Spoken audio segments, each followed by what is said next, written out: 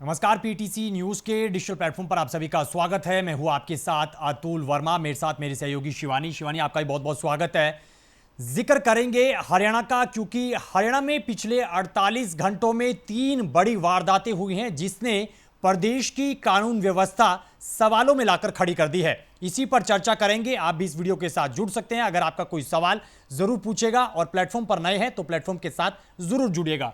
शिवानी, देखिए, 3 बड़ी वारदातें पिछले 48 घंटे में होना कहीं ना कहीं प्रदेश में सूबे की जो सरकार है कानून व्यवस्था को लेकर बेशक दावे करती है और चीजों को लेकर दावे किए जाते हैं, लेकिन यहां सवाल खड़े होना लाजमी है। जी बिल्कुल अतुल, जिस तरह से आपने जिक्र किया कि 48 घंटे में 3 बड़ी वारदातों को अंजाम दिया गया है, तो सबसे पहले मैं जिक्र करना चाहूंगी करनाल का, क्योंकि यहाँ पर एक महिला की बेरहमी से हत्या कर दी जाती है। देखिए, दिन दिहाड़े जो है इस पूरी वारदात को अंजाम दिया जाता है। जो महिला है वो बिजली विभाग में क्लर्क के पद पर कार्यरत थी और ऐसे में दिन के समय लंच करने के लिए अपने घर पहुंची थी, लेकिन इसी बीच एक युवक जो है बाइक पर आता है। जैसे ही महिला अपनी स्कूटी पार्क कर रही होती है और पीछे से आकर महिला के सर पर गोली से वार कर देता है और जिससे मौके पर ही महिला की मौत हो जाती है। हालांकि इस पूरी घटना का देखिए सीसीटीवी भी सामने आया है, जिसमें साफ तौर पर जो है वो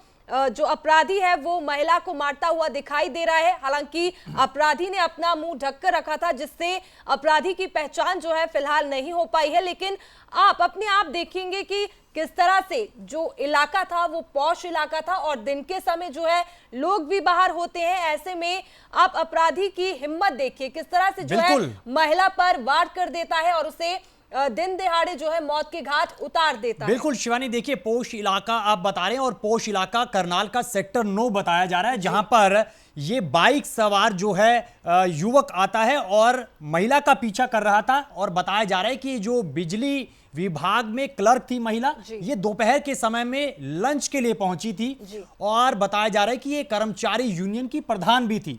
अब इस पूरे मामले को लेकर जरूर पुलिस पूछताछ कर रही है, सीसीटीवी भी खंगाली जा रही है, आसपास के और कैमरों को भी खंगाला जा रहा है कि आखिरकार इस हत्या के पीछे की वजह क्या है। लेकिन ये जो हत्या निकल कर आई है ये कहीं ना कहीं बहुत बड़े सवालों में और कानून व्यवस्था भी सवालों में कि दिन दहाड़े किस तरीके से महिला को मौत के घाट उतार दिया जाता है। शिवानी, वहीं दूसरी तरफ एक और बड़ी घटना हुई है, वो झज्जर में हुई है और ये जो तस्वीरें निकल कर आई झज्जर की, ये रूह कपा देने वाली। जी बिल्कुल, देखिए, जो झज्जर में जिस वारदात को अंजाम दिया गया ये बीते रात की है, जब जो व्यक्ति है जिसकी हत्या हुई है वो घर से निकलकर अपनी गाड़ी में बैठा ही था। बिल्कुल मुझे लगता है कि शायद 5-10 मिनट ही हुए थे कि व्यक्ति अपनी गाड़ी में बैठा था कहीं जाने के लिए, लेकिन इसी बीच बोलेरो गाड़ी में 3 से 4 युवक आते हैं और ताबड़तोड़ फायरिंग जो है वो युवक पर कर देते हैं। और जो जानकारी सामने आई है उसके अनुसार 20 से 30 राउंड फायरिंग जो है इस दौरान किए गए हैं। हालांकि इस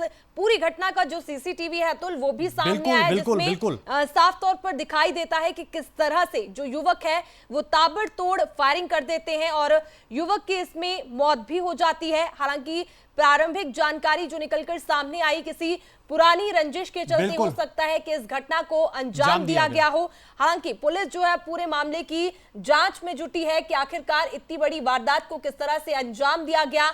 और इसमें बड़ी बात यह भी है कि एक व्यक्ति की पहचान जो है जरूर हुई है, लेकिन जो अन्य आरोपी है वो अभी भी फरार है और सीसीटीवी फुटेज में भी साफ तौर पर जो अपराधी है उनके चेहरे दिखाई देते हैं। और बिल्कुल ये जो घटना है रूह कंपा देने वाली है, रूह कंपा देने वाली ये घटना है और देर रात की घटना है, 10:30 बजे के आसपास की बताई जा रही है। और इस घटना के बाद निश्चित तौर पर झज्जर के ये इस इलाके में बताया जा रहा है कि दहशत का माहौल फिलहाल के लिए बन गया, क्योंकि 30 से 40 राउंड करीब फायर बताए जा रहे हैं और 3 से 4 बदमाश ये गाड़ी में आते हैं और एकाएक फायरिंग करते हैं और युवक को जब तक कि मौत के घाट नहीं उतारा गया तब तक गाड़ी में बैठते हैं, गाड़ी से उठते हैं। और ये जो सीसीटीवी फुटेज है ये हम बिल्कुल नहीं दिखा सकते, लेकिन जो तस्वीरें निकल कर आई है ये बहुत सवालों में है। शिवानी, देखिए, वैसे तो हरियाणा में ट्रिपल इंजन की सरकार है, बिल्कुल सरकार दावे भी करती है, लेकिन इस तरीके से एक के बाद एक बड़ी घटनाएं निकल कर आना और एक के बाद एक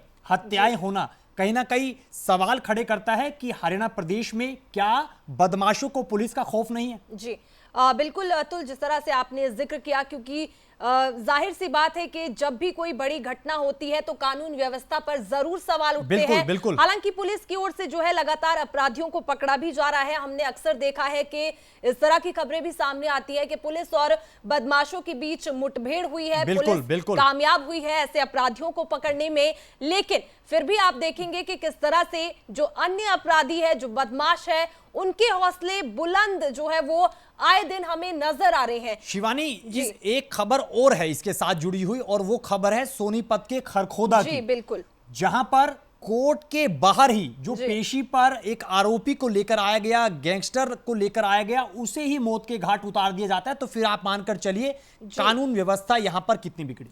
जी बिल्कुल। देखिए, जिस तरह से कोर्ट परिसर में इतनी बड़ी वारदात को अंजाम देना कहीं ना कहीं अपने ही आप में कई बड़े सवाल खड़े करती है, क्योंकि पेशी पर जो है वो मृतक आया था। यहाँ पर दहेज से जुड़ा हुआ कोई मामला था जिसे लेकर पेशी होनी थी, और पेशी के बाद जैसे ही कोर्ट से बाहर निकला वहां पर घात लगाए ये अपराधी बैठे थे, और जैसे ही व्यक्ति बाहर पहुंचा उस पर ताबड़तोड़ गोलियां चला दी गई। हालांकि पुलिस मौके पर मौजूद रही, लेकिन व्यक्ति को बचाया नहीं जा सका, क्योंकि काफी ज्यादा राउंड फायरिंग जो है वो व्यक्ति के ऊपर की गई। ऐसे में कहीं ना कहीं जहां न्याय के लिए इंसान पहुंचता है, कोर्ट परिसर एक ऐसी जगह है, और वहीं पर इस तरह की वारदात को अंजाम दिया जाता है, तो अपने आप में इस तरह की जो घटनाएं हैं वो बिल्कुल कानून व्यवस्था पर सवाल उठाती नजर आती है। बिल्कुल शिवानी, देखिए, क्योंकि कोर्ट परिसर के बाहर ये वारदात हुई है, और जिस तरीके से आप झज्जर का मामला बता रहे थे, झज्जर में बताया जा रहा है कि ये आपसी कोई रंजिश हो सकती है। जिस तरीके से युवक की हत्या की गई, वैसे ही बताया जा रहा है कि जो गैंगस्टर की हत्या की गई, जो पेशी पर आया था, और 3 से 4 जो बदमाश बताए जा रहे हैं, ये भी घात लगाकर बैठे थे। तो ये भी पुरानी रंजिश से जुड़ा हुआ मामला ही निकल कर आ रहा है। और आप ये देखेंगे कि तीनों ही मामलों में सीसीटीवी फुटेज निकल कर आई है, और आरोपियों की तस्वीरें सीसीटीवी कैमरे में कैद हुई है, और उसके बावजूद अभी तक जो आरोपी पुलिस गिरफ्त से बाहर हैं, बदमाशों के हौसले यहां पर बुलंद नजर आ रहे हैं। जी बिल्कुल अतुल, जिस तरह से देखा जाए, या फिर कई बार होता है कि फिरौती को लेकर भी हमने अक्सर देखा है कि फायरिंग जैसी जो घटनाएं हैं उनको अंजाम दिया जाता है या फिर धमकी दी जाती है। इस तरह की जो खबरें हैं वो अब हरियाणा में बिल्कुल आम हो चुकी है। ऐसा लगता है कि बदमाशों को जो पुलिस है उसका बिल्कुल भी खौफ नहीं रहा है, और हौसले जो है वो आए दिन बदमाशों के भी बुलंद नजर आ रहे हैं, क्योंकि एक भी दिन ऐसा नहीं होता कि जब हम किसी मर्डर की खबर नहीं सुनते हैं, चाहे वजह कोई भी रही हो, आपसी रंजिश हो, मामला अलग हो सकता है, या फिर कोई और मुद्दा रहा हो। लेकिन जो सवाल है वो बिल्कुल पुलिस प्रशासन पर उठेंगे, क्योंकि सजा देने का काम तो पुलिस का है। बिल्कुल। और देखिए, जब भी नए पुलिस अधिकारी अपनी जिम्मेदारी संभालते हैं तो वो सीधे शब्दों में एक ही बात बोलते हैं। चाहे हम डीजीपी का जिक्र कर लें तो वो यही कहते हैं कि अगर बदमाशों को जिस तरीके से अगर वारदातें करते पकड़ा गया तो फिर बदमाशों को बख्शा नहीं जाएगा, और हरियाणा प्रदेश बदमाशों के लिए बिल्कुल भी नहीं है। और इस तरीके से साफ शब्दों में वार्निंग दी जाती है। या फिर हम पूरे डीजीपी का क्यों ना जिक्र कर लें, लेकिन अब ये जो 3 वारदातें हुई हैं ये कई बड़े सवाल खड़े करती हैं। ऐसे में देखना होगा कि सीसीटीवी फुटेज के आधार पर या फिर आसपास लोगों से पूछताछ के आधार पर पुलिस की तरफ से आगे क्या कुछ कार्रवाई करनाल, झज्जर और सोनीपत के इन मामलों में की जाती है, और आगे इन तीनों मामलों में क्या कुछ बड़ी कार्रवाई होती है, क्या कुछ बड़े अपडेट निकल कर आते हैं। शिवानी, बहुत बहुत शुक्रिया इस वीडियो में जुड़ने के लिए, जानकारी साझा करने के लिए। फिलहाल ये बड़ी खबर हरियाणा से निकल कर आ रही है, और 3 बड़ी वारदातें हुई है, इस पर सवाल उठना काफी लाजमी है। फिलहाल के लिए इस खबर में इतना, इस वीडियो में इतना ही। बाकी देश प्रदेश की खबरों के लिए बने रहिए पीटीसी न्यूज के डिजिटल प्लेटफॉर्म के साथ। दीजिए इजाजत, नमस्कार।